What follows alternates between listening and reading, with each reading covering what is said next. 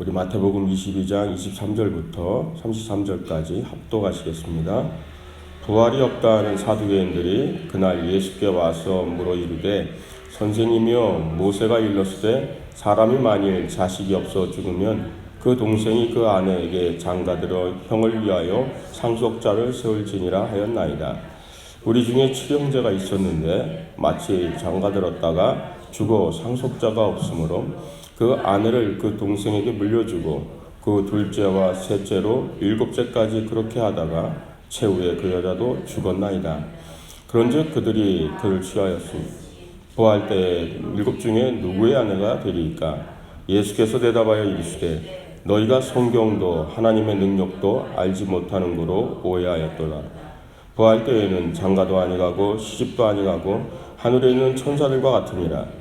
죽은 자의 부활을 논할진대 하나님이 너희에게 말씀하신 바 나는 아브라함의 하나님이요 이삭의 하나님이요 야곱의 하나님이로라 하신 것을 읽어보지 못하였느냐. 하나님은 죽은 자의 하나님이시요 살아있는 자의 하나님이시라 하시니 무리가 듣고 그의 가르치심에 놀라더라. 아멘. 한번 따라하시기 바랍니다. 산자의 하나님을 믿는 사람. 예수님이 사역하는 동안 끝없이 하나님께 와서 주님께 와서 이제 대적을 하는 사람들은 있었어요. 계속 우리 마태복음을 새벽설교 들으신 분들은 아시겠지만 무슨 곳에서 도대체 이런 일을 하느냐, 이런 가르침을 가르치고 이런 역사를 일으키며 다니냐. 특히 이제 성전을 향해 얘기하실 때 그런 얘기를 시작하면서 종교지도자들은 이제 계속 논쟁이 시작됩니다. 그래서 어제 말씀처럼 세금 논쟁을 가지고 또 예수님을 한번 흔들어 보려고 했고요. 오늘은 이제 부활에 대한 논쟁이라 해요. 부활을 가지고 와서 또 예수님과 이제 논쟁을 하죠. 근데 오늘 또 부활을 갖고 얘기한 사람은 어제 얘기 드렸던 바리새인의 제자들이나 또 그 정치 지도자들과 결탁해서 온 세력들과는 다른 세력들이에요. 이들은 또 사두개인입니다. 이 사두개인들은 또 어떤 사람들이냐면 이 귀족들이에요. 그 당시에 부유층이에요. 권력을 다 가지고 있고 헬라 사상에 물들어 있어서 부활을 믿지 않았어요. 이들은요. 부활을 믿을 수가 없는 이유가 그냥 현세가 너무 좋거든요. 당시 귀족과 관료들이었고 모든 걸 다 누리고 있기 때문에 그냥 현세가 좋은 거예요. 부활을 믿지 않습니다. 그리고 모세 오경만을 믿어요. 다른 어떤 것도 있지 아니하고 그것만을 믿는 사람들이. 그래서 천사도 없고 영도 없고 부활도 없다라고 믿었던 사람들이 바로 이 사두개인들이에요. 근데 이 사두개인들이 예수님 앞에 와가지고 이제 논쟁을 시작하게 된 거죠. 근데 뭘 얘기할까 하다가 이스라엘에 있는 법 중에 하나 이 게데온이라는 게 있어요. 그러니까 오늘 읽어드리니 이 신명기 25장에 나오거든요. 그때 당시 이제 고대 시대라 남자들이 죽기가 더 쉬운 거예요. 전쟁에서 죽거나 또 여러 가지 상황에 있어서 또 남자가 죽고 나면 이 기업을 잇고 가문을 이어갈 경제적 능력도 없고 또 자식이 없이 오늘 본문처럼 자식이 없어 죽으면 그냥 기업이 끝나니까 고대 시대 때는 어떻게든지 이제 기업을 이어가게 할 수 있기 위해서 나온 법이 게데온이에요. 그래서 형이 만약에 자식이 없이 죽으면 동생이 형수를 취하고 그래서 자식을 낳아서 기업을 이어가게 해서 가문들이 이제 번성하게 하는 거죠. 그게 게데온법이에요.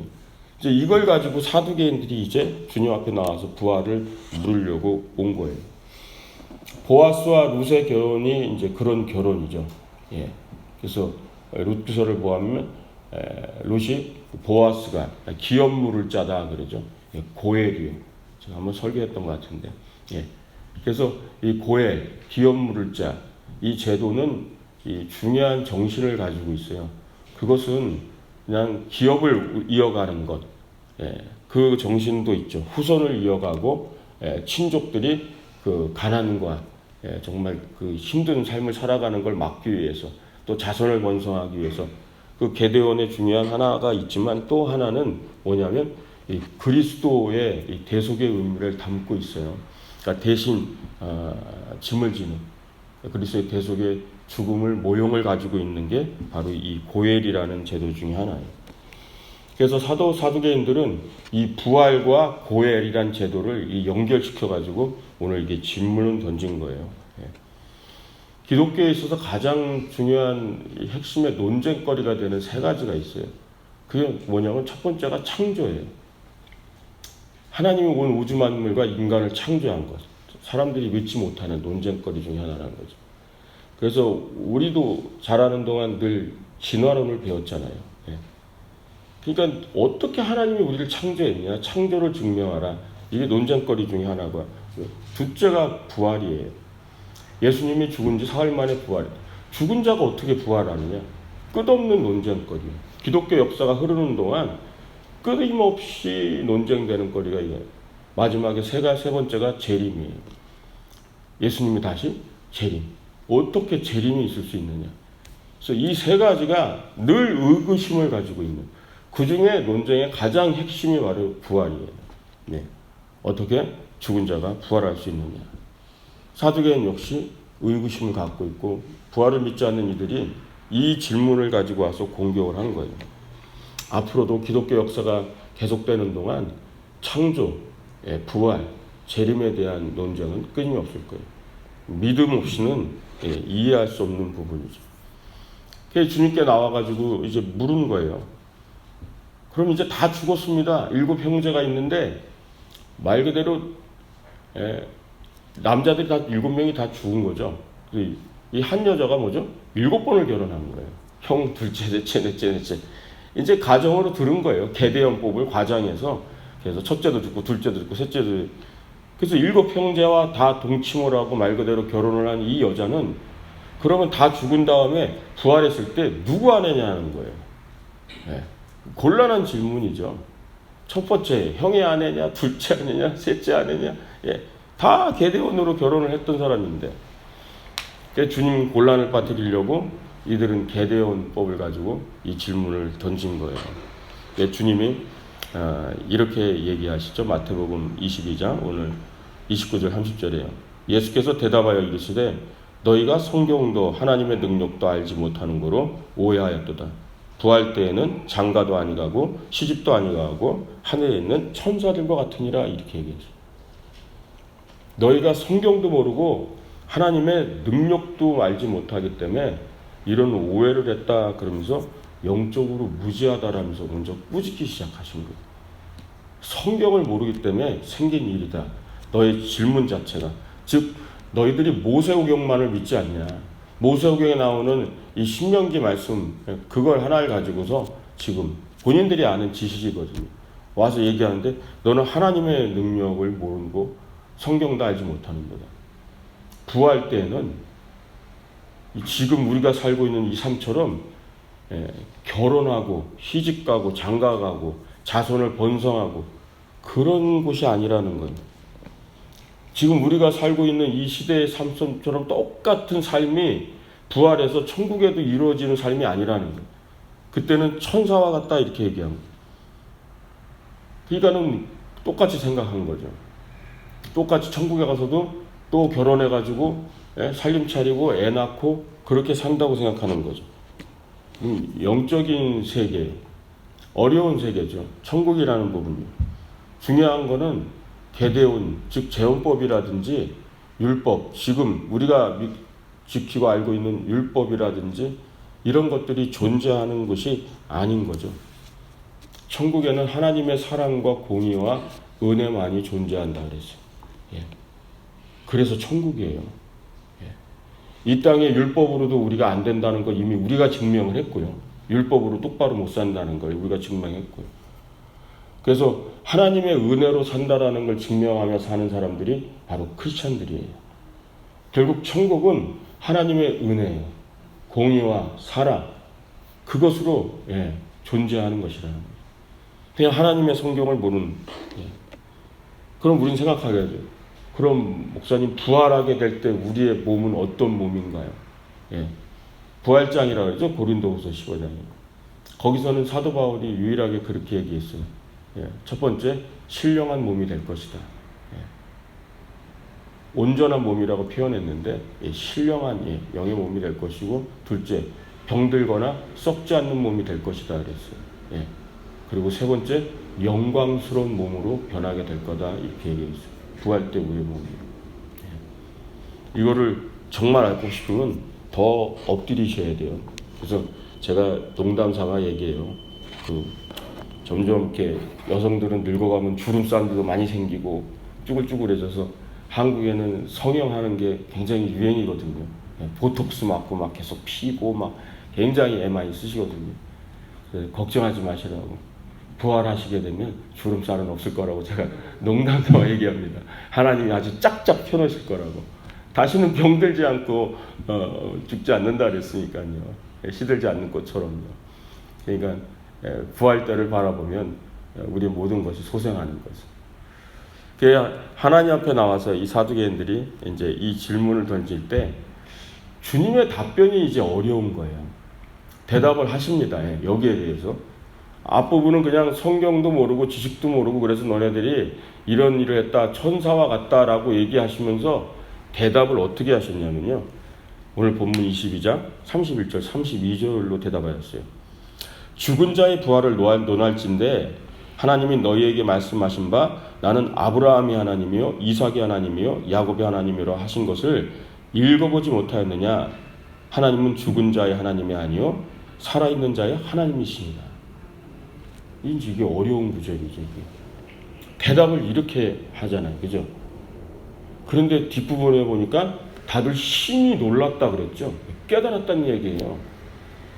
이게 어려운 구절이죠. 그죠? 질문은 이거예요. 게데온을 얘기하면서 죽은 자의 부활을 얘기한 거예요. 부활이 있냐고요. 그럼 부활이 있다면 그럼 이 여자는 나중에 누구의 아내가 되겠습니까? 이렇게 했더니 하나님 주님이 얘기하신 결론은 뭐냐면 나는 죽은 자의 하나님이 아니고 산자의 하나님이다 그러면서 너희가 모세오경을 믿지 않냐? 모세오경에 늘 나오는 구절 모르냐? 지금 이 구절이요. 31절 32절이 출애굽기 3장 6절을 인용한 말씀이에요. 출애굽기요. 너희가 맨날 믿고 있는 사두개인들이 믿는 모세오경의 출애굽기 3장 6절 너네가 못 읽어봤냐? 나는 아브라함의 하나님이요 이삭의 하나님이요 야곱의 하나님이라는 말씀 못 읽어봤냐? 이게 뭔 얘기냐면요. 지금 아브라함과 이삭과 야곱이 살아있어요? 죽어있어요? 모르세요? 지금 살아있어요? 물론 여기 지금 이 땅에 이름을 아브라함을 쓰는 사람도 있고 야곱을 쓰는 사람도 있고 이삭을 쓰는 사람도 있습니다. 그죠? 근데 이들은 죽었어요. 이미 오래전에요. 그죠? 근데 주님 뭐라고요? 나는 삼자의 하나님이다 얘기하는 거예요. 실질적으로 이 본문이요. 현재 시제로 적혀 있어요. 나는 죽은 아브라함의 하나님이 아니라는 거예요. 나는 살아있는 아브라함의 하나님이고 나는 살아있는 이삭의 하나님이고 나는 살아있는 야곱의 하나님이라는 거예요. 그래서 나는 죽은 자의 하나님이 아니라 산 자의 하나님이다. 이렇게 얘기하시는 거예요. 다시 얘기하면 뭐예요? 지금 아브라함과 이삭과 야곱이 살아있다는 얘기예요. 살아서 나와 지금 함께 있다는 얘기예요. 이 구절이 되게 중요한 구절이에요. 구약의 모세오경의 출애굽기 3장 6절 말씀을 가지고 부활을 얘기할 줄은 깜짝 놀란 거예요. 이 사람들이. 이 말씀 한 구절을 가지고 부활의 존재를 영도 있고 천사 천국도 있고 부활도 있음을 한 번에 증명해내는 말씀을 예수님이 할 줄 몰랐던 거죠. 그래서 사람들이 다 놀라는 거예요. 그래서 이 말씀이 바로 그런 말씀이에요. 살아있는 하나님, 살아계신 하나님이에요. 여러분 살아계신 하나님을 믿으시길 주의 이름으로 축원드립니다. 그래서 나는 뭐요? 산자의 하나님이다. 지금 우리가 살아있어요? 살아있지 않아요? 죽으셨어요? 우리 살아있잖아요. 그죠?